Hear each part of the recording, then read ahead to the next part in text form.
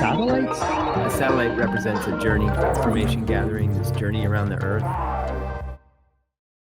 Hey, welcome, Satelllite Haiku. Yeah. It's funny how often we talk because we were just talking yesterday. Yeah, that was fun.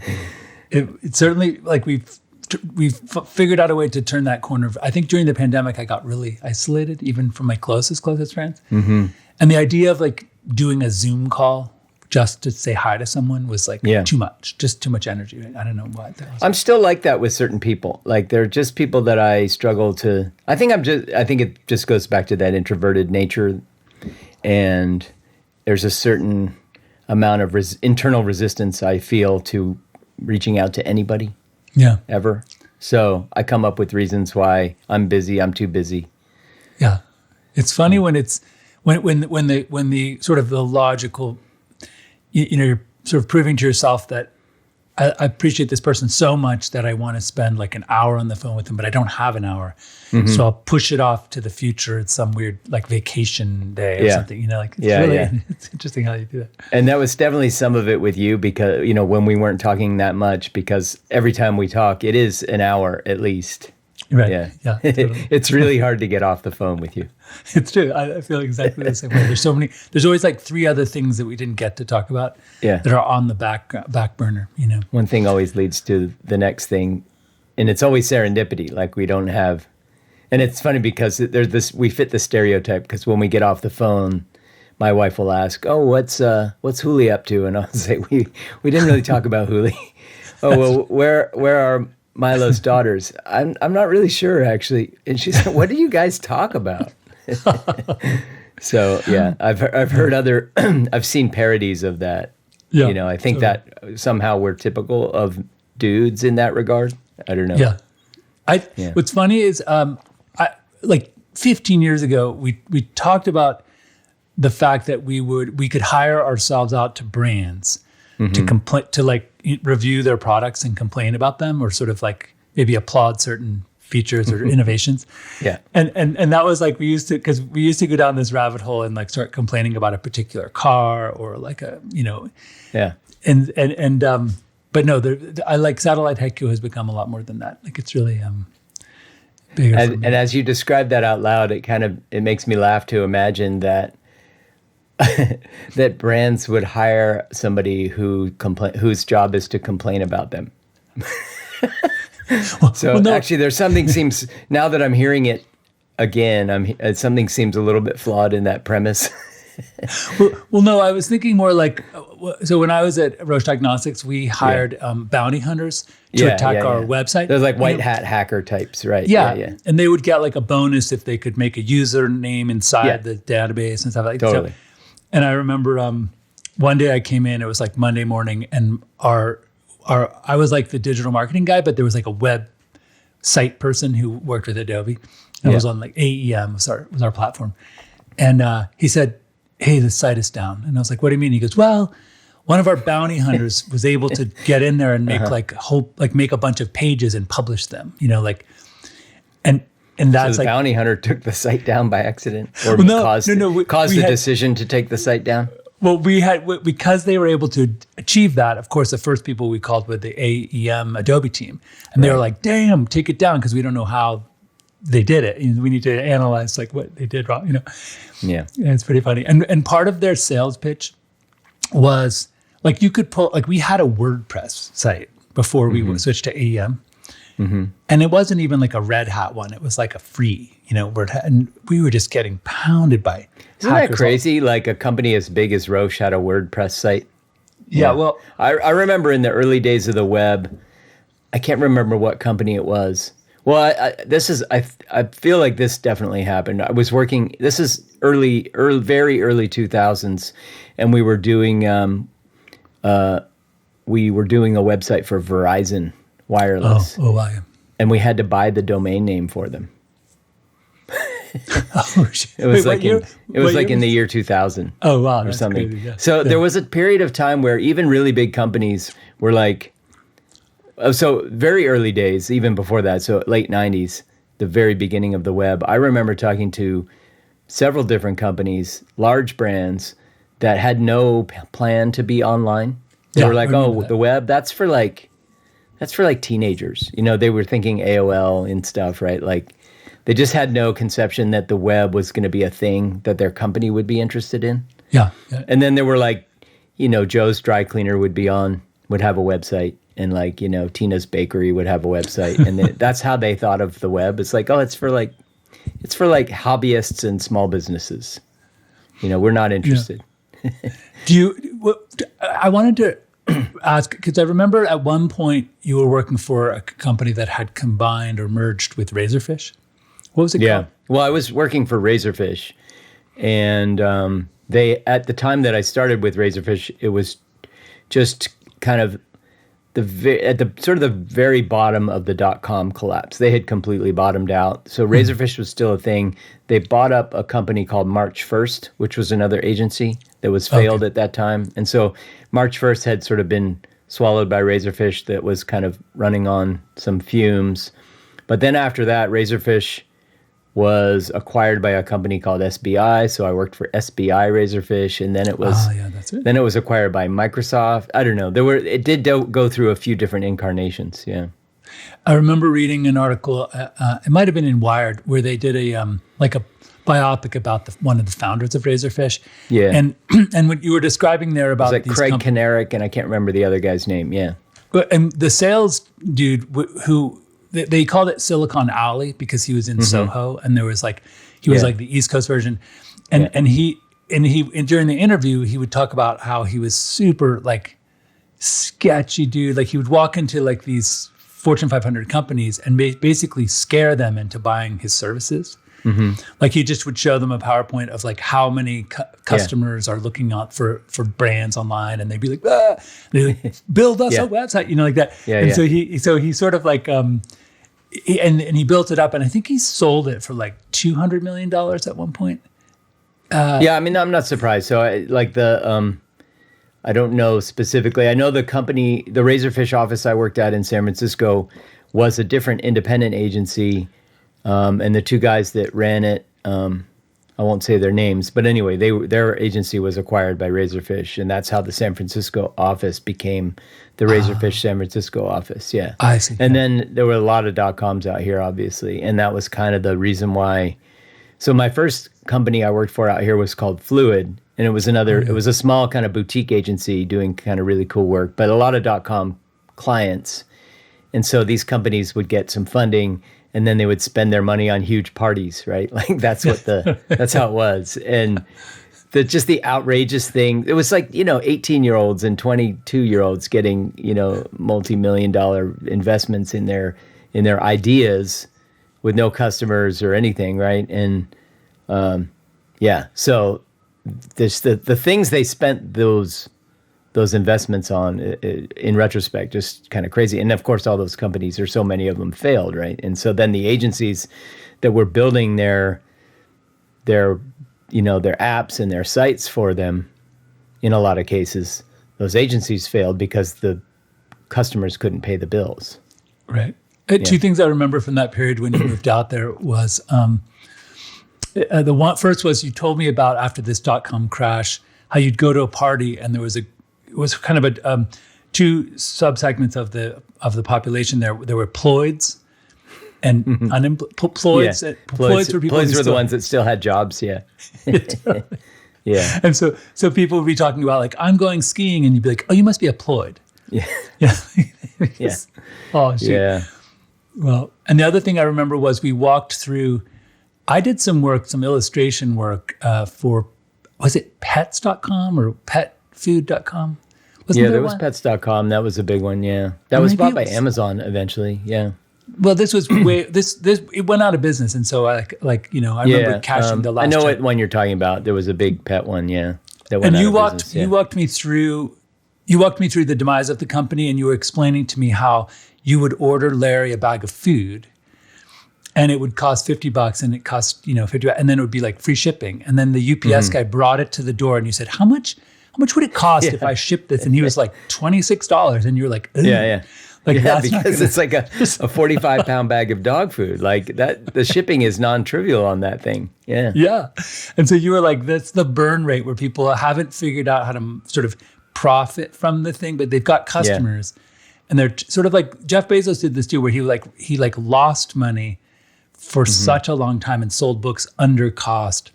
And he had people on Wall Street who were funding him that were like, like this is crazy. Like no one's burns through this kind of, capital this fast. Yeah. And he was like, trust us. We got to get them sort of, their behavior around shopping online has to change, and then we'll grab them, Yeah, I mean, and there, I guess there's an argument to say that that's not really a fair way to build a business. It's like you just can put everybody out of business, without having yet a real business yourself, and you're building your business on the back of their, the failure that you've caused, right? So, I mean, it's very dog eat dog. China did that with Solyndra, like American solar manufacturing. Do you remember when Obama had that big scandal? Obama had that big scandal with Solyndra. They were selling solar panels below cost just for they were subsidizing steel, subsidizing electricity, like crazy, trying to corner the market, and it's really, it is aggressive. And I think it's illegal, isn't it? In trade, like in global trade, don't we have like laws around, like it's like predatory. I don't know. Yeah, I would imagine. That brings us to, trade wars. I want to start by saying, I glanced at the stock market this morning and I looked away. Yeah, that hurts. But I have to say, I always appreciate I remember when Marco Rubio wanted to get rid of daylight savings, and I was like, what? There's one thing that Marco Rubio and I agree on, right? And then Rand Paul yesterday, which I hate. He's one of like my most hated politicians. Once in a while, he'll say something that I totally agree with, because he has that, there's a libertarian side of him, which I usually also disagree with. But once in a while, his libertarian kind of ideas kind of meld with something that I think about the world. Usually with regard to kind of social, or what do you call them?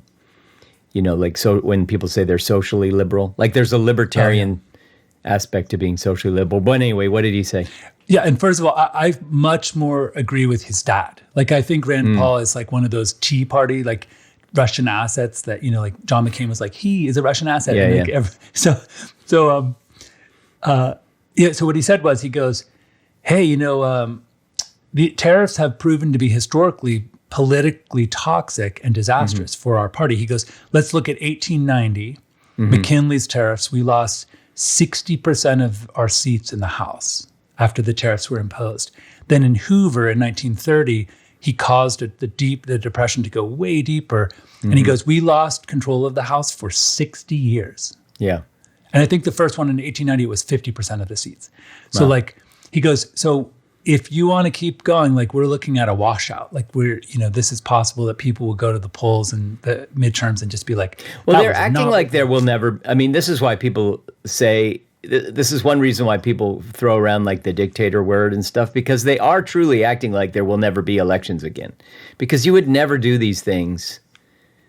They're electorally toxic, right? Like, so politically toxic, you would think. Yeah. On the other hand, Trump gets away with a lot of stuff where people are like, just trust him. It's things, people are so generous.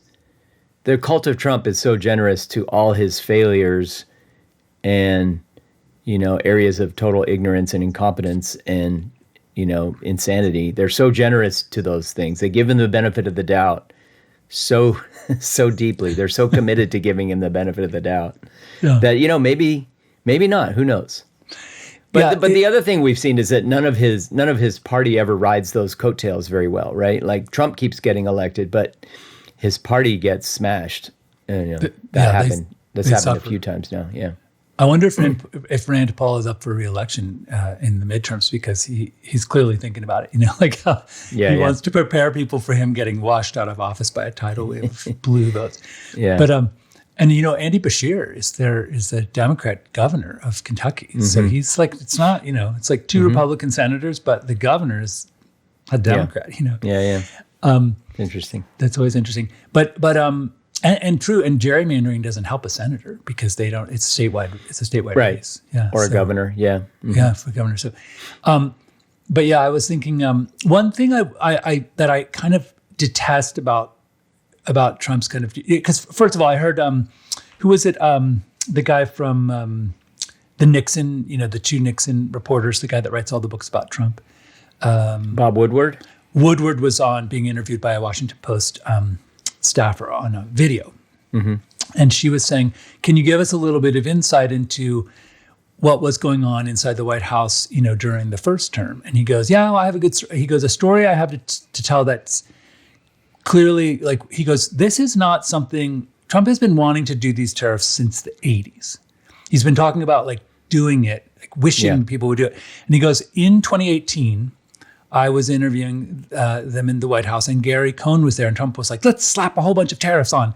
And Gary Cohn said, no, you're going to destroy the economy and send us into a recession, maybe even a depression. That doesn't work anymore. You have to make deals like NAFTA, And Trump started shouting, you're a globalist, get out, you're a globalist. And Gary Cohn laughed, but no one put tariffs on. And Woodward was saying, there is no Gary Cohn who, ran Goldman Sachs for years. Yeah. There's no dude in there that's Gary Cohn. So that's why he gets to well, even if there is, they're so outnumbered by all the other, Trump sycophants that do I mean, there's no one though that is he was like a brick wall. He just was you will not do tariffs, and Trump didn't, right? We didn't have tariffs. And one thing I would like to say about though is that I hate this is that inside of his sort of ridiculous childlike approach to the economy, there are little threads of truth. There are tariffs that are inequitable. For instance, Mexico has a tariff on American imported alcohol that's 150%. And we buy tons of tequila and mezcal and Corona beer. And that just seems weird. What a weird tariff. And going the other way, we have this decades old pickup truck tariff that protects American pickup trucks. And the downside to it is pickup trucks in America have become crazy expensive. If you go to buy a Ford F-150, they're $75,000. And there's not a lot of innovation happening. There's not a lot of so the customer loses 3 or 4 different ways because we've been protecting American pickup trucks from Toyotas and Datsuns, And it just, that seems well, maybe we should just look at all the tariffs and then renegotiate each one by one, Or make deals like NAFTA, the trade, it makes, that's why you have those deals, Right. Well, I mean, I think that one of the things that I just get so exhausted with is there's such an intolerance of any complexity, anything that's nuanced or complex.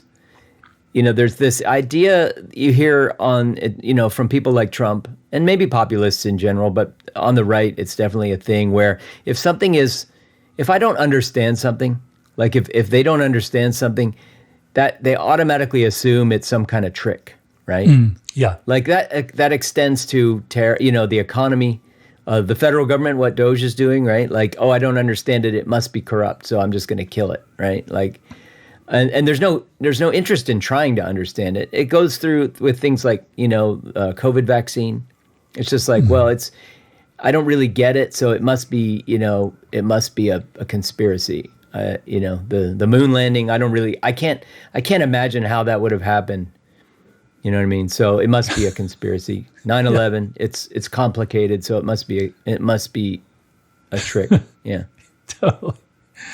I mean, there's plenty of things I don't understand that it's really strange time. I mean, we've talked about this before about the Dark Age, the pulsation between the Age of Enlightenment and the Dark Age. And clearly the human tendency is to slide down into the ignorance and Dark Age about, and then rediscover things, like we talked about. Leonardo da Vinci got all these books that were brought from the library in Alexandria to Constantinople. And when the Ottoman Turks knocked it over, all these monks escaped with the books to Italy. So they were oh my God, look at these books. It was such a rediscovery of knowledge, the people were. Yeah, I mean, I was, I mean, this. You're right, but and it goes way back. So you think about Galileo, right? He's trying to like sort of articulate his discoveries, and people are like, "You're using big words. You must be the devil, right? Like that's the devil talking. You're using big words to say things we don't believe that are different. That must be that's the devil talking, right? Like it's the same. It's exactly the same thing. I saw Neil deGrasse Tyson on something, maybe a year ago, and he was describing how he was trying to describe Einstein's theory of how space and time are one thing, that space-time is a thing, and that gravity is not a force, but it is some kind of warping of space-time. And I don't really understand it, right? Like it was beyond my ability to really grasp it. But the comments, in the YouTube are just like that exact thing that I'm describing. It's like, because it was complicated and hard to understand, people are like, oh, he's, whatever. Like they're just calling him names, right? Like he's a charlatan or whatever. And it just seemed like because they don't get it, like it made them mad somehow. Like that he's saying something that they can't grasp. So he must be some kind of, charlatan or fake, or he's trying to pull something over on us, right? Yeah. So that just seemed, and then they spend, they have that initial seed of like, oh, it must be a conspiracy. And so then they devote their energy to trying to basically figure out how it's a conspiracy rather than ever questioning that it might not be. It's funny. My wife, who's an environmental scientist, a PhD, researcher, Alan Alda, the actor Alan Alda, started a foundation to train scientists how to present their data to the public. Yeah, I remember that. And yeah. she went to this workshop, and they like do role play, and they like get up and tell jokes. And it's like very designed to like, and I think Neil deGrasse Tyson is really good at, with a calm, steady voice, explaining things and using analogies. Yeah, and he's funny and he's engaging and he's energetic. Yeah. Yeah. And so those are really important people, because it's true. Like I've been to a lot of, poster presentations that what my wife is presenting at. And it is like, you look at this giant poster with tons of graphs and tiny little words, and you're like, I have no idea what's going on. Like, what are they talking about? And so you need someone to be the ambassador for that information and tell us why. Totally. But there's a limit to that too. Like you can't dumb it down too much, right? Like, then you're sort of defeating your own work in a way. Yeah. So it's hard to find that balance. Yeah. No, it's interesting. Like I would help her edit her, peer-reviewed papers.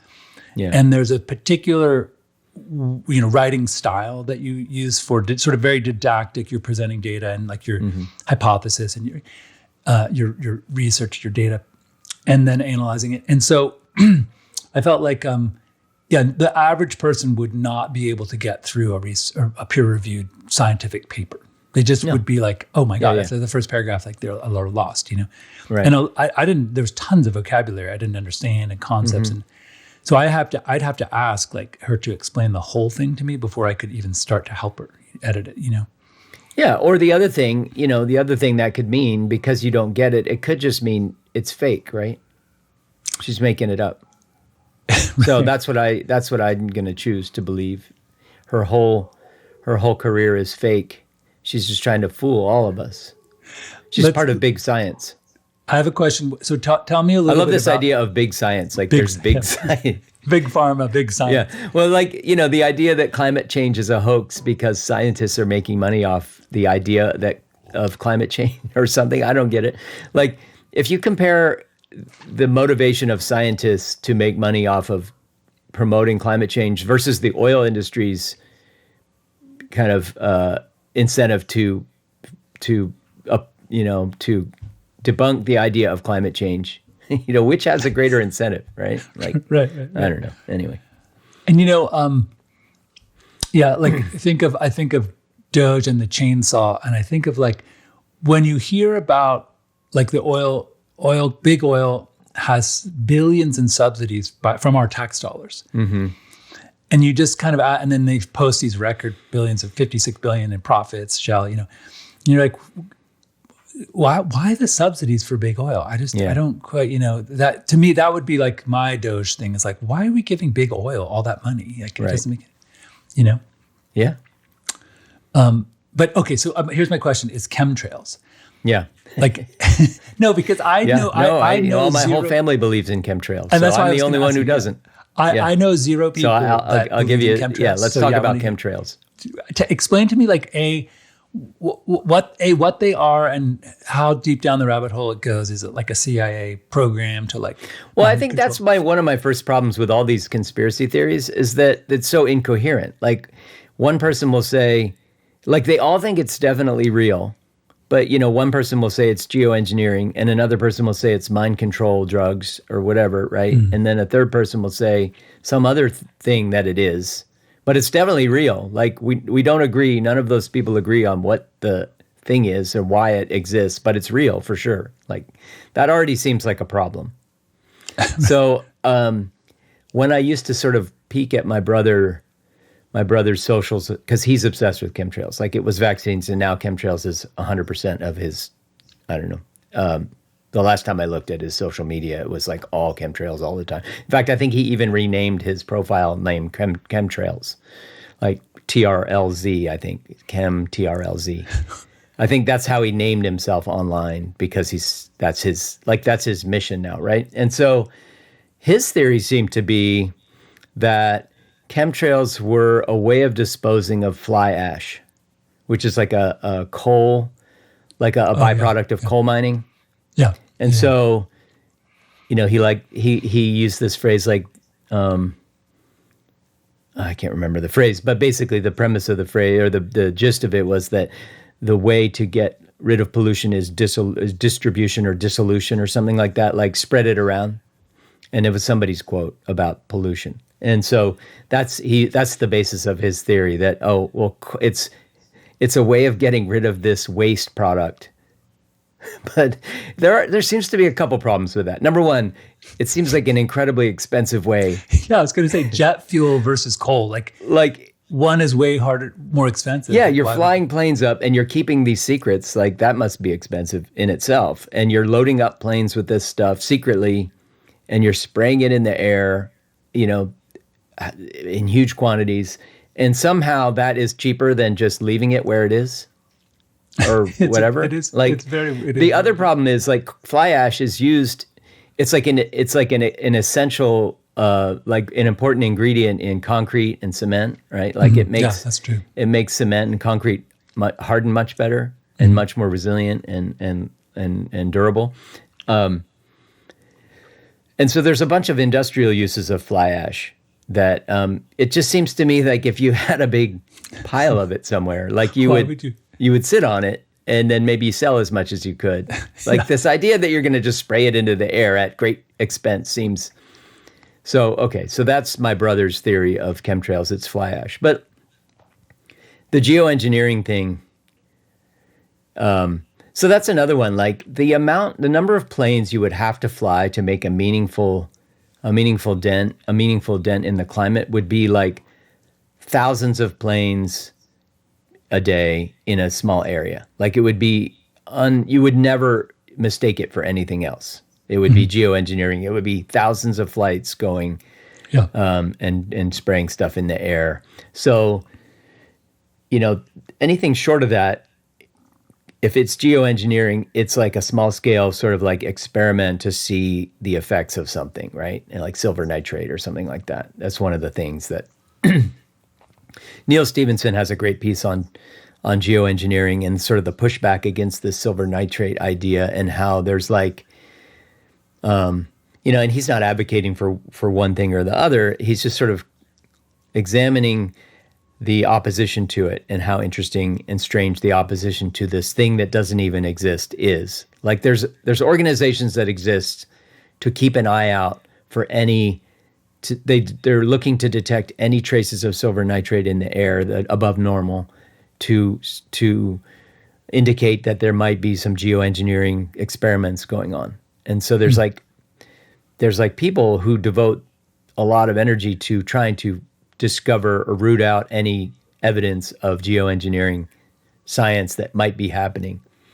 But there's definitely not anything happening on a large scale because you would see it. It would be unmistakable.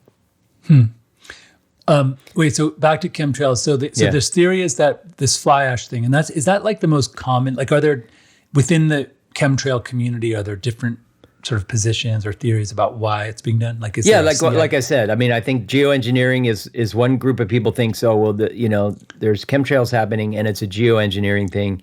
And there's another group, like I never heard the fly ash thing until I saw it on my brother's thing. I don't know how many people think that, but that's his thing. But I think the geoengineering thing, the theory, that's the more common hypothesis of what chemtrails are and why they exist, why it's happening, And then then I've heard like more niche theories, like it's mind control drugs or whatever. Yeah. Because every once in a while I'll fall into like a rabbit hole where people are describing the chemtrails. And then what was that? There was like a CIA study that went on for decades, and there was a guy in Montreal who was like experimenting on his mental patients using all sorts of different hallucinogens and sort of torturing them. And it was like all for the CIA. And there's people who believe that program culminated in all of these different mind control things. Yeah, that's the mind control theory of chemtrails. I haven't heard that one as much recently, but I used to hear that one, yeah. Yeah, that it was like some CIA like spray that made us all sort of be like, and then the evidence they use, like the things, this is the other thing that kind of makes me laugh a little bit, but also cry. The things they point to as evidence, right? Like the only thing that chemtrails people ever, well, I won't say the only thing, but the main thing that they all do is they just post pictures of planes and contrails, like bad grainy video shot from the ground of like a plane and a trail of condensation behind it, and they're like, if you think that's condensation, you're just a sheep, right? Like, and that's all that's the evidence, right? Like, oh, look at their stuff coming out of that plane. Right. And then they'll point to really details like, see, there's a gap between the back of the plane or that's not even where the engine is. See that, and so they'll say that can't be contrails because it's not coming from the engine. It's like stuff like that. Right. So, it would seem to me that if you really believed in chemtrails, like there would be enough people with enough money that you could send up some like weather balloons to test that, it wouldn't be that hard to definitively test what's coming out of planes above you, right? I don't think.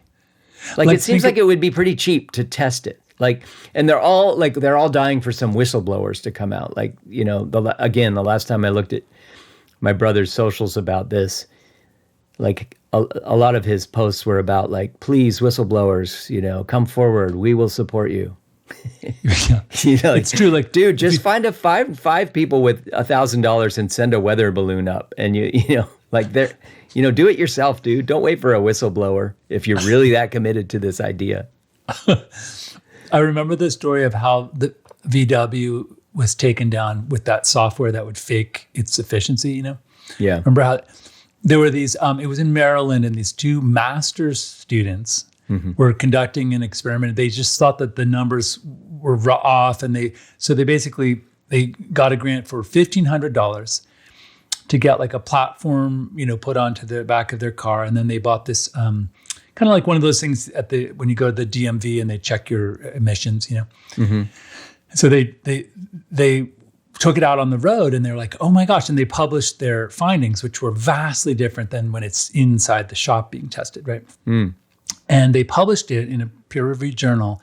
And then the head of the California EPA read their paper and just immediately went to his shop and did the same thing and was like, oh my God, Volkswagen is cheating. Like that, it's tremendously different. Yeah. And so I didn't know I didn't know that was how it was exposed. Interesting. Yeah. I remember that whole scandal. Yeah, totally. And then it went all the way up to like the CEO, and he was like, well, yeah, it was. In my Alpine mountain house over the weekend, someone did give me the notice or like the memo, but it was under a stack of other papers that were of higher priority, so I never looked at it. Like basically that was how he got out of going to jail. Like he was like, I never looked at it. Someone that, but it went into like Bosch, like tons of engineers knew about it in different departments, and like Wow. third-party suppliers knew about it. It wasn't like a huge secret. Yeah. And that is always impressive to me, how something so big can stay a secret when you just there's tons of cell phones and leaking and people who are disgruntled. Yeah. You know? Well, yeah, and something as expensive and supposedly something that would be as expensive as chemtrails would be, like the thing that they're alleging would be so expensive and so extensive. So the number of people that would be secretly loading planes, Right. you know what I mean? And the budget for that, like where's the money supposedly coming from, right? And they're using commercial jets. Like jet commercial planes. jets. It would be, and secretly using commercial jets, right? How does that work? Yeah. Or, I mean, well, that's sometimes another thing that the chemtrails people will point to. They'll like have one of those grainy, videos of an aircraft, and it won't have like familiar markings, and they'll be like, we don't know what this airline is, right? And it's just like, well, you can't really see it in that grainy video anyway. Like, Okay, so back then, flat earthers. So anyone in your family is a flat earther? I think so.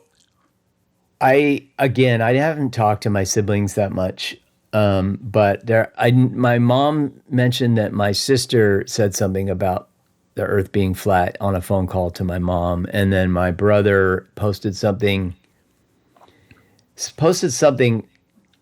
on his social some time ago about like how space is fake or something like that.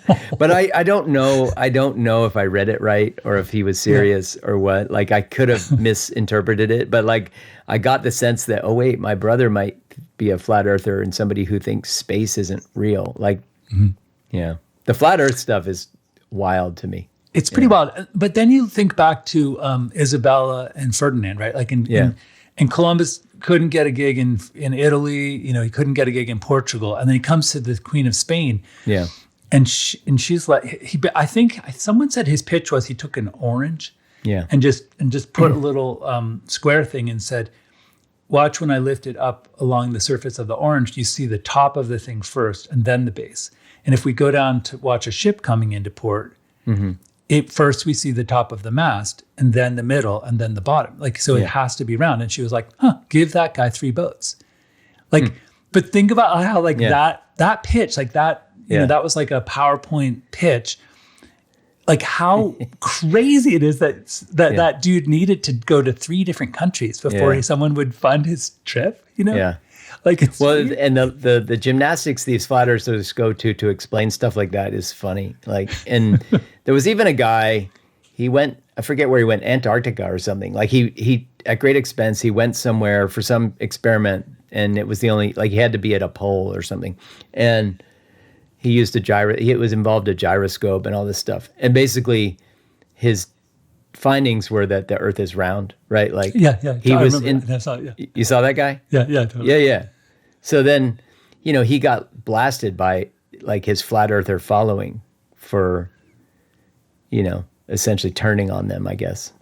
I've watched some pretty funny ones where the people fail like on camera. And I sometimes wonder if I'm being punked. Like if they're pretending to be flat earthers. Right. And they go and they have their friend like Ivan set up this piece of cardboard with a little hole in it, and then they lift it up to a certain height. And then the guy comes like, wait, I can't see the lift it up. And then he's like, I can see it now.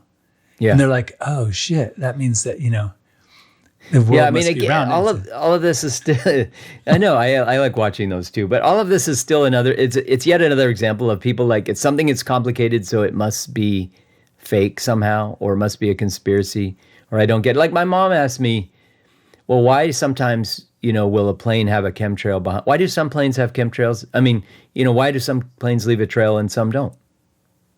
Well, and I was like, when you walk outside, do you ever have, can you ever see your breath? Do you always see your breath? No. You're also like, but the light bulb almost went on, I think, when I asked her that question. It almost went on. And I would say, like, for instance, every time you look at the weather, they give you the dew point. And if you've ever been camping and had dew fall on you, you'd be like, shit, at a certain temperature, moisture just condenses out of the air and falls, Totally. Or once in a while, there'll be a video of a plane where, like, there's some trail behind it, and then the trail stops, and then the trail starts again, and the trail stops. And it's like, it's weird. It definitely looks weird. But like, again, have you ever been in like a swimming pool and you go through a warm patch or the ocean? Yeah. And then you're in a warm patch of water, and then you're in a cold patch of water, and you're in a warm patch of like it. The air could be like, the air is a fluid, right? Like, well, plus anyway. the pilot has like those sticks to make the plane go. The engines work harder, right? So like, yeah, you could it could be gun that. them to There's to a lot of rise and things it could be. And again, like there's this inability to go, I don't really understand why it would do that and how that would be happening. And instead of just leaving it there, like, I don't get it, they immediately jump to, I need to fill that with this chemtrails theory. well, Like there's this, people can't just leave it at, I don't understand something. That should be enough for people. Like, it's true, I don't get it. Oh, well.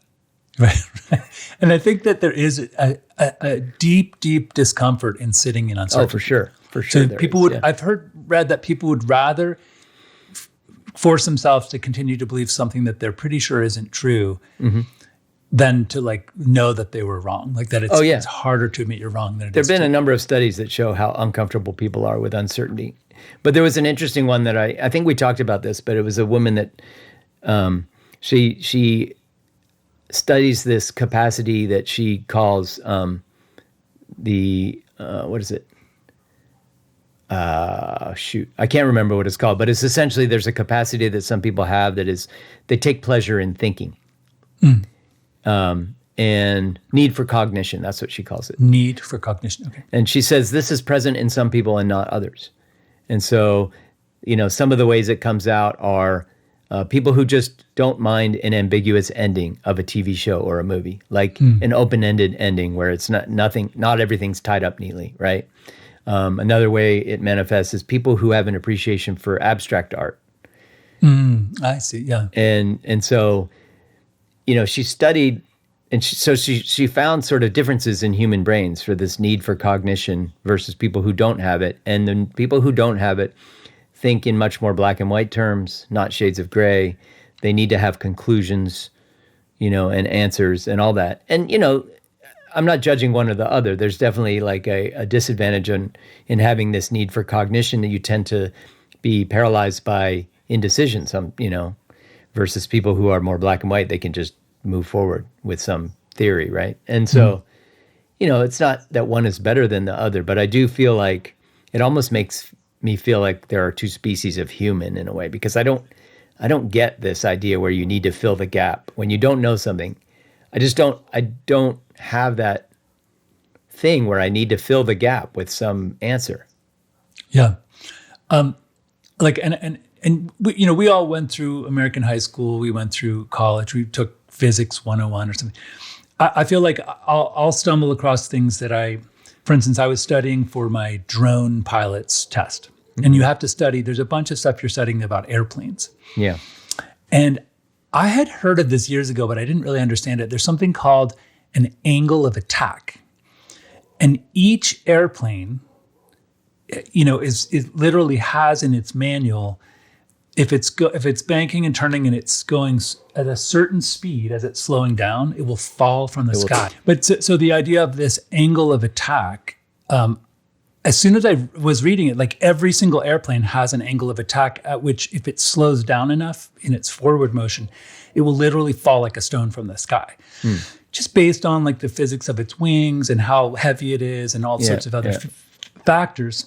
And so like when you imagine, like knowing that, you realize like, wow, when you're in a 737 and if the engines blow, like there's a point at which it's just gonna drop, Yeah. Yeah. And that's not fun to know, like now that I know that, like I'm like, like I have to, Yeah.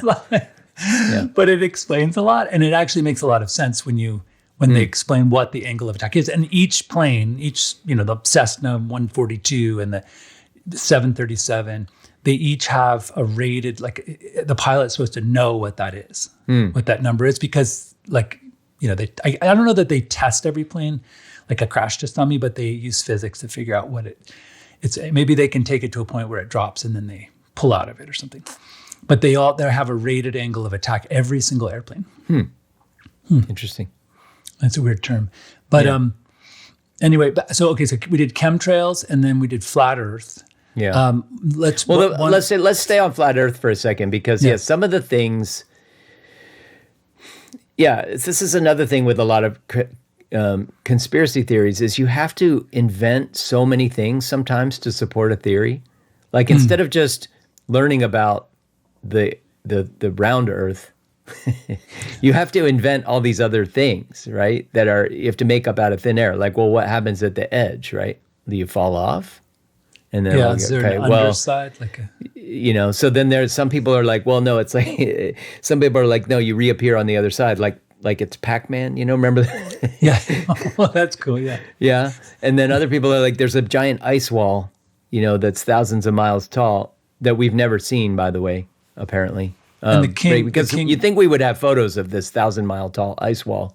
Is there an ice king that's living on the other side that's going to come down and attack? Yeah. Well, that's what I mean. Like all these, they have to invent these things, right? Yeah. And, or like another question is like, well, are all planets flat? Like is it flat Mars and flat Jupiter? And why do they look spherical? That's where they come up with, well, space isn't real. Because like you have to answer that question somehow. So then you have to invent some other new thing to answer that question. So like each time there's a problem with the conspiracy theory, they're just free to invent some way to solve it. That's yet another weird. And here's like the one last thing I'll say about flat Earth. Have you ever seen a map of the flat Earth? Like a Mercator projection, or I don't know what map they use for flat Earth. Like, so planes go from city to city internationally. Like a plane can fly from here to Tokyo, right? So like the pilot knows how to get there. But like the flat earthers don't seem to agree on like a particular map of the flat Earth. And is there an underside? That's what I want to know. Like, are some countries on the underside? No. Or is the whole planet a flat surface? The whole planet's flat, and we are only on one. That's what I've heard. Yeah. So and where's the seam? Like, where's the edge that? Where's the edge? Like, is the edge in the middle of the Pacific somewhere, and then you just start over? That's what I'm saying. Like, there's an ice wall. There's either an ice wall that surrounds the whole thing. That's what some people say.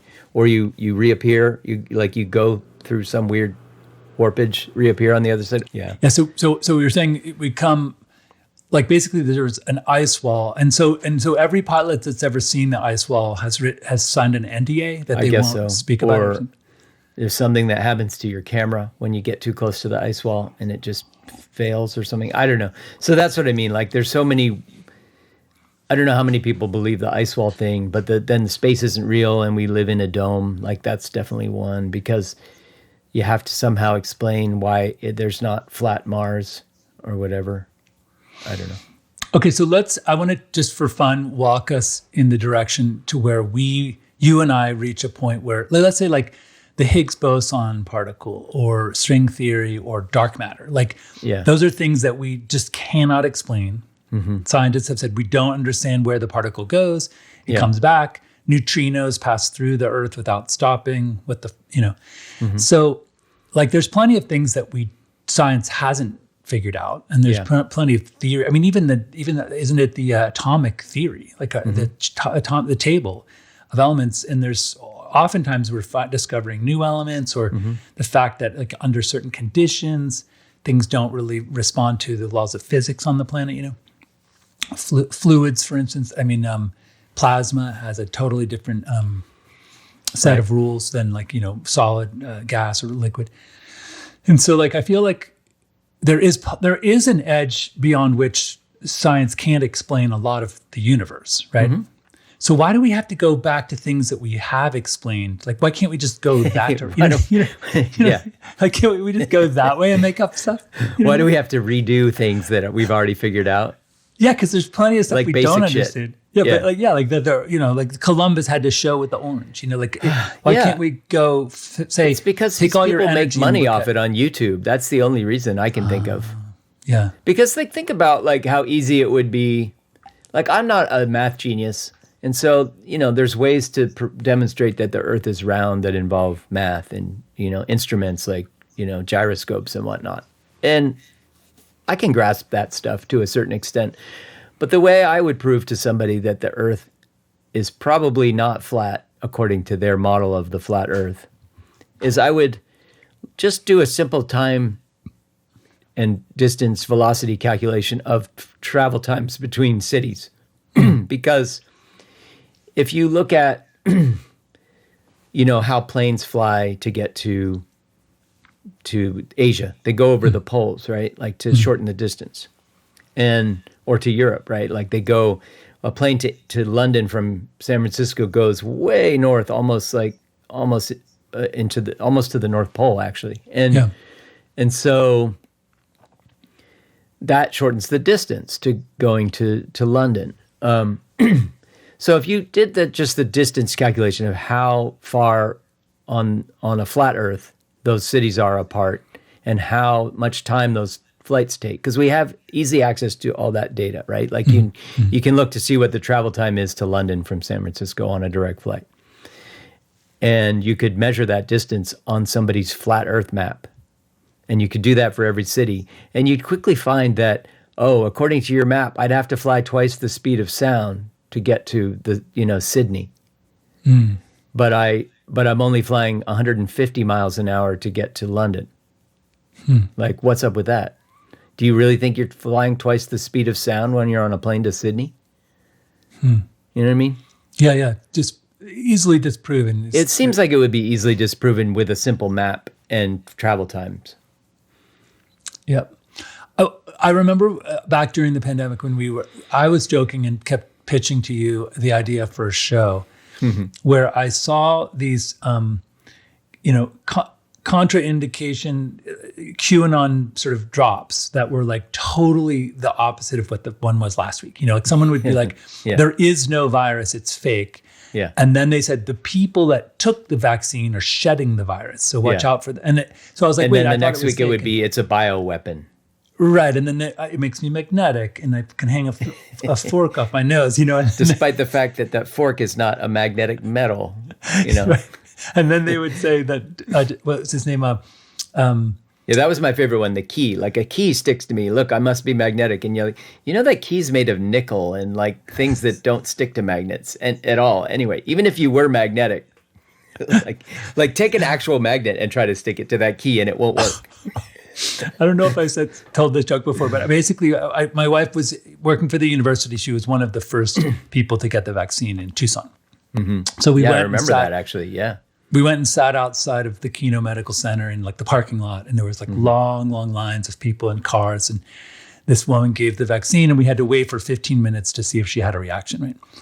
So then the woman comes by, the nurse comes by and says, "Hey, is everything okay?" And I held up my phone and I was like, "She seems fine, but I'm having a really hard time connecting the app to the microchip. Like it just won't connect." And her face just like she dropped, and then I was like, "I'm just kidding." And she goes, "No, you don't understand. Like." That's funny, and I understand that it's a joke, but you will not believe the shit that I'm hearing from people who actually, people who are angry and saying, "Oh, you put a microchip in my daughter" or something.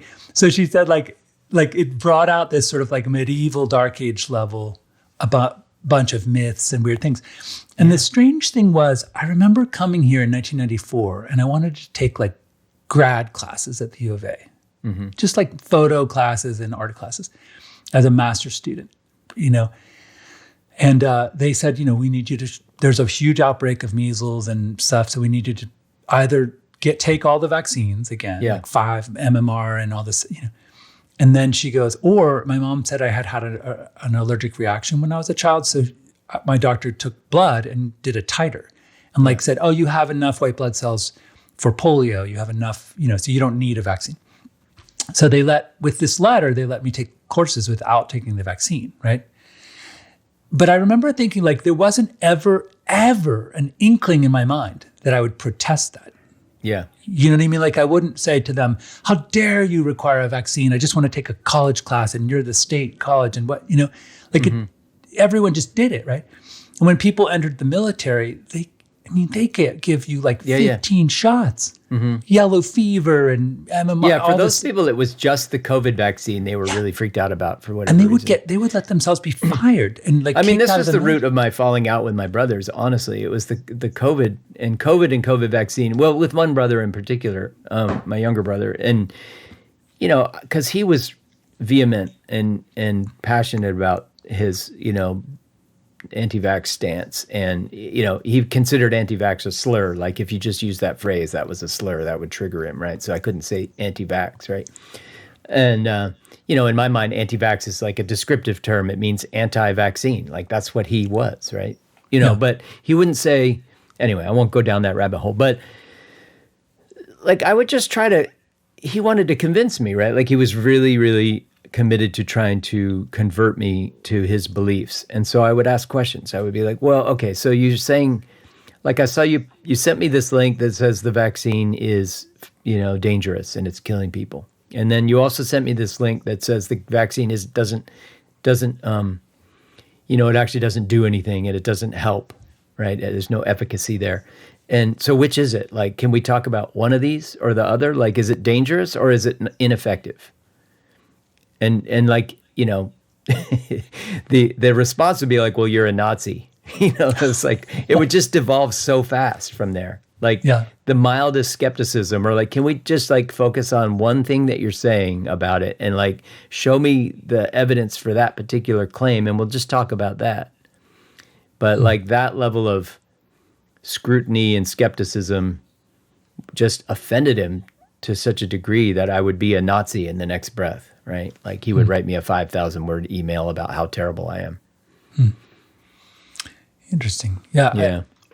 It's an interesting thing to watch so closely, like within your, friend group or social graph, that level. I think back to that thing where, so remember how, here's the thing is, why have we not heard from Q? And in a long time. General Flynn, where is General Flynn? I think that's very suspicious because I thought he would play a big role in the new administration and really bring Christian nationalism to the forefront. And not a peep. Wonder what's going on. Yeah, that's true. Yeah, did you watch that documentary, the HBO Max documentary about Q? The one about where they go to the Philippines and it's 4chan and 8chan and then there's that guy in the wheelchair.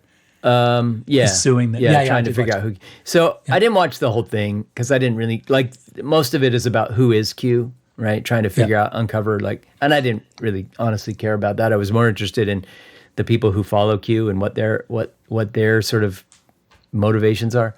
So the very first episode really focuses on the people who are like obsessed with Q, and just some of them like are so deep down conspiracy rabbit holes.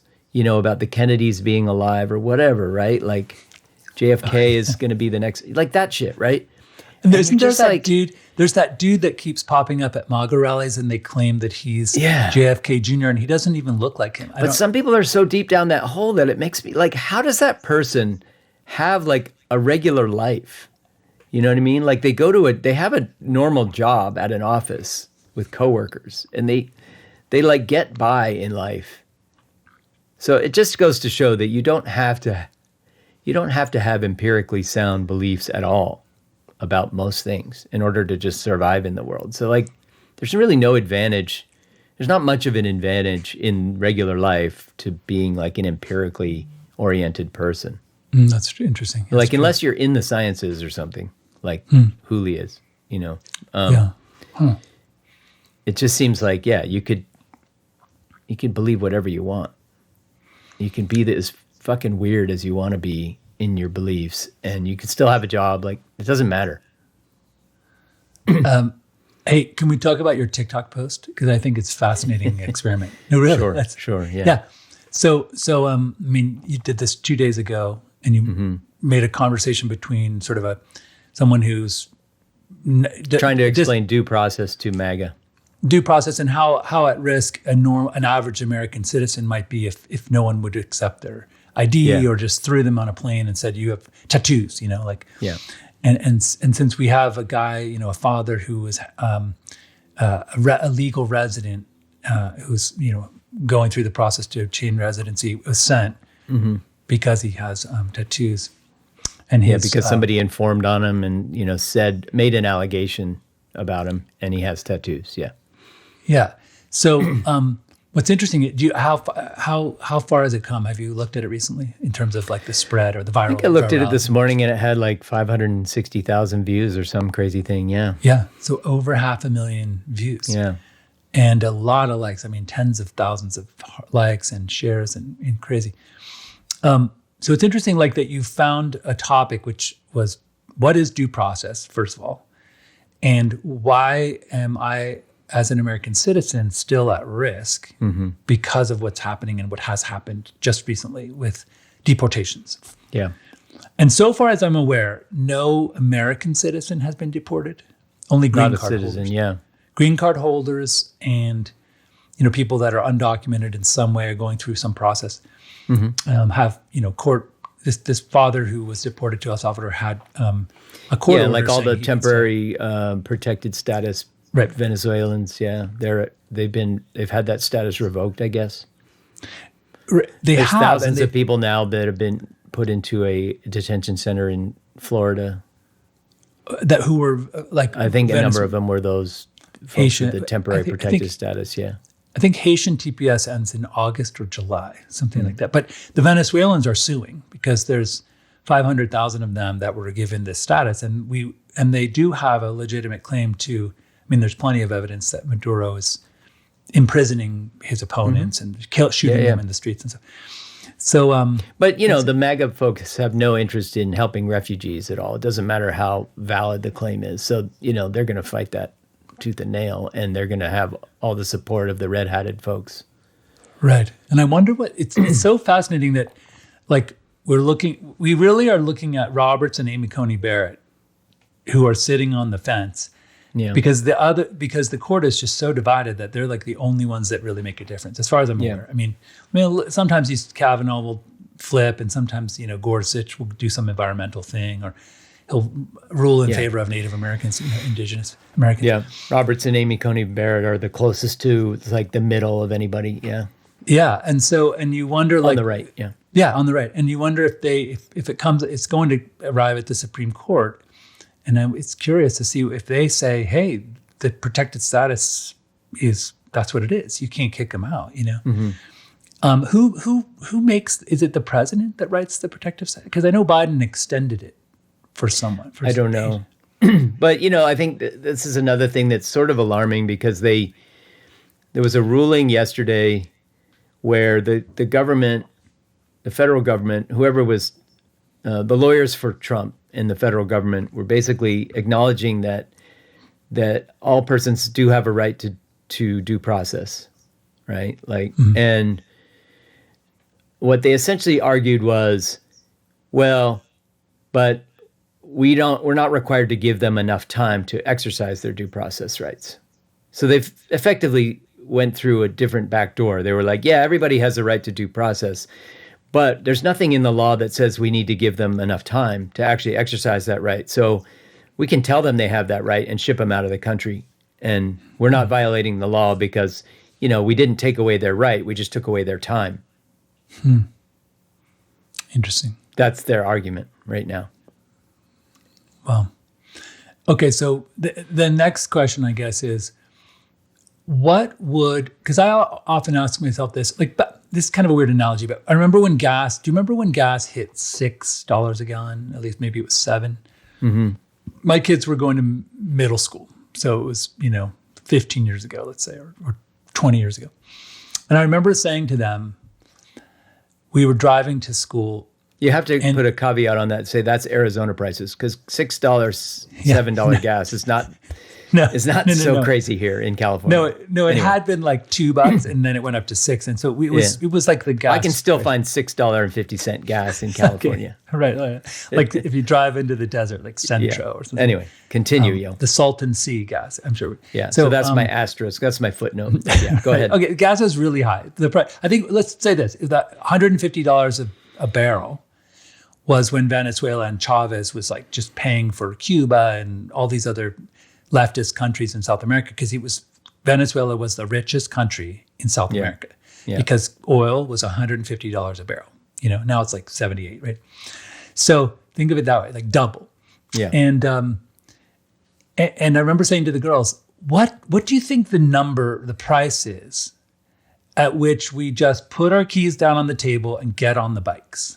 Because it would take 45 minutes to get there and for me to get back, So it feels like a large part of the day to ride, and it's kind of dangerous, but there's not really a bike route.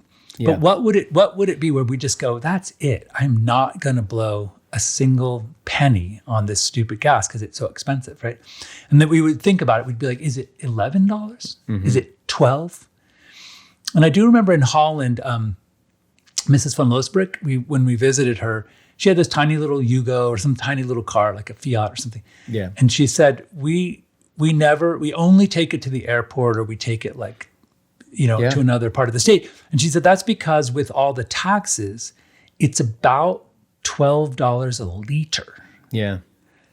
Because, the country just wanted you to ride your bike. So they made it so expensive to buy gas that people just didn't do it, right? So I was like, wow, that $20 a liter is kind of, that's kind of like crazy.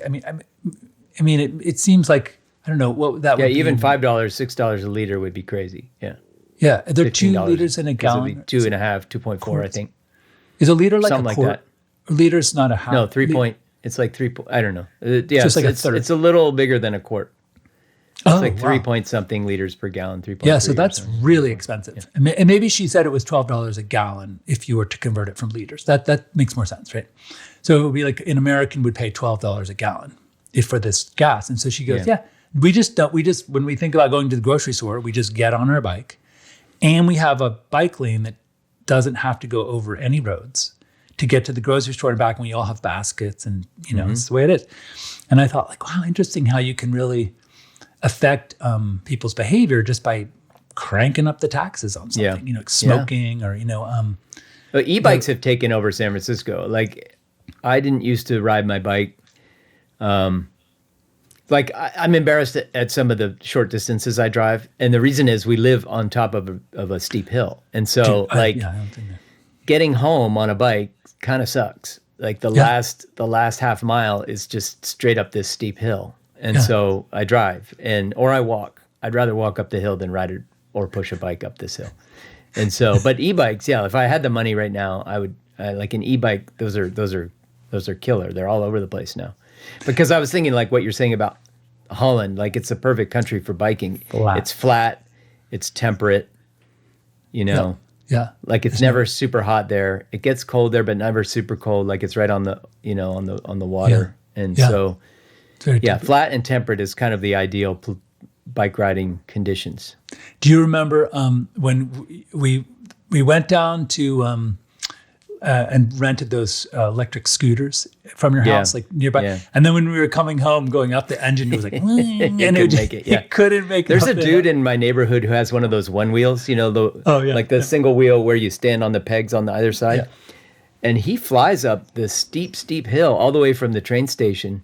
When I used to take the train to work, it's about maybe 3/4 of a mile to the train station from my house, and I would walk it, maybe a mile. And, but it's all downhill to the train station, all uphill coming back. And a couple of those hills coming back on a couple blocks are really steep hills.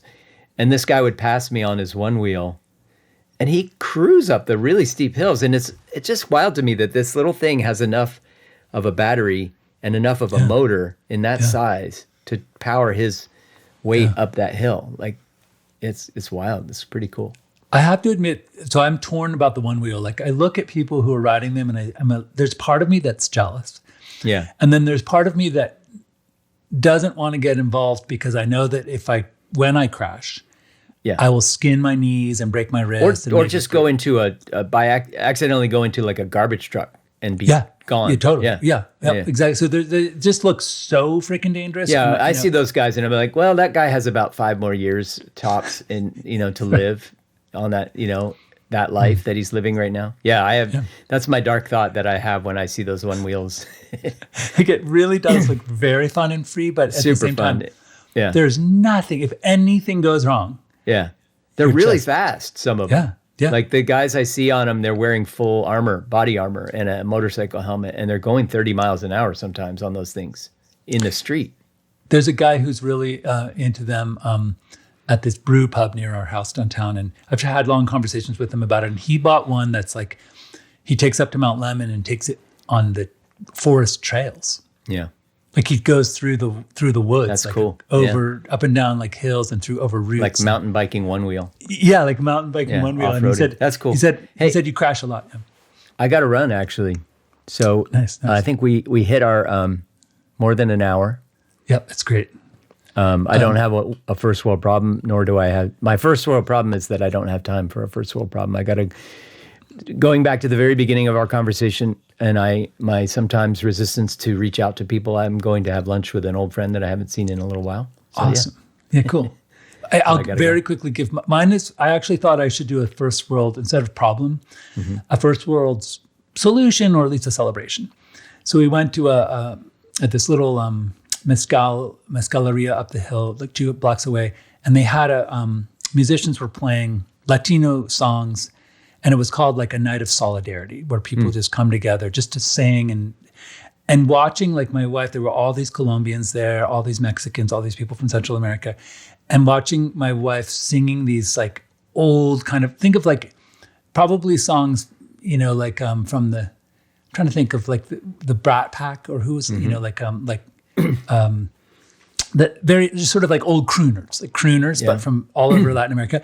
And they just were all singing along with these songs that I'd never heard. That's awesome. And it just filled my heart with warmth. And I was like, we're going to be okay. Like, I know we got to get together in community and be like out like that more, we were going to talk about that, maybe like just things that are giving us joy, and maybe we can talk about that next time.